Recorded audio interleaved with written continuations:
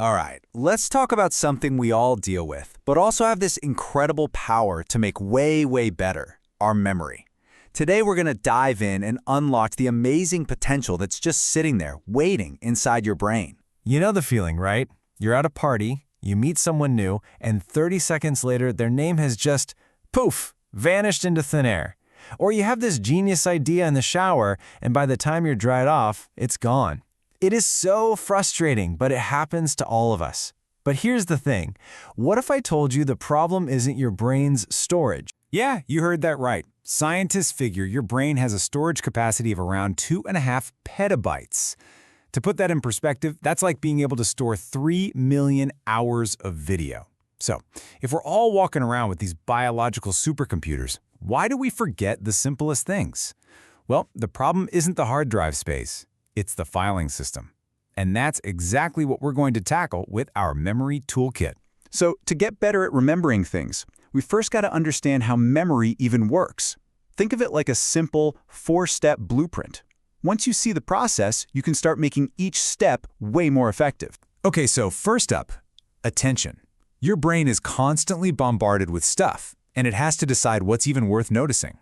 Step 2 is codification.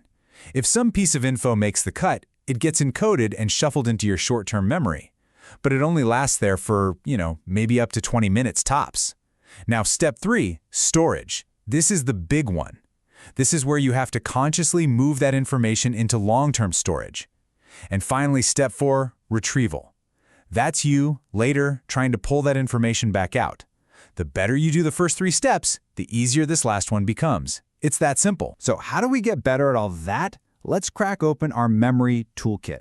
And we're going to start with the absolute fundamentals. These are the daily habits that build the entire foundation for a strong memory. Look, these might seem kind of basic, but they are absolutely non-negotiable if you want your brain to perform at its best. A consistent routine literally trains your brain for when it's time to focus.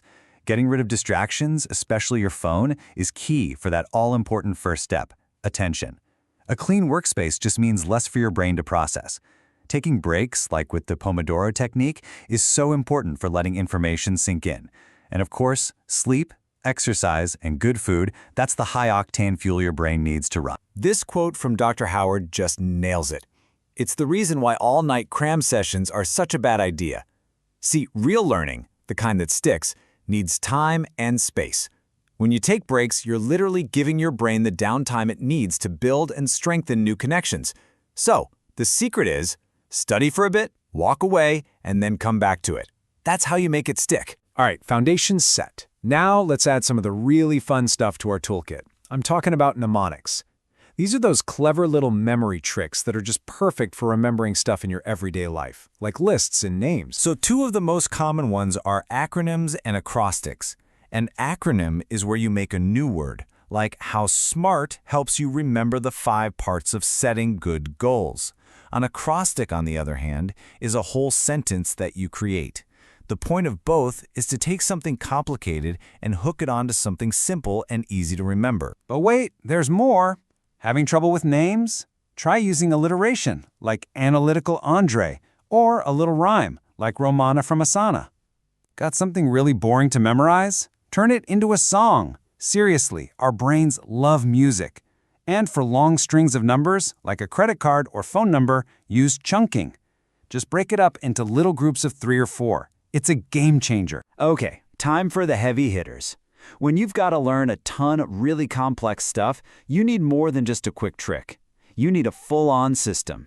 Let's get into the advanced tools in our kit. The first one is the linking method, which is basically storytelling. You take a list of things you need to remember and you weave them into a story. But here's the key.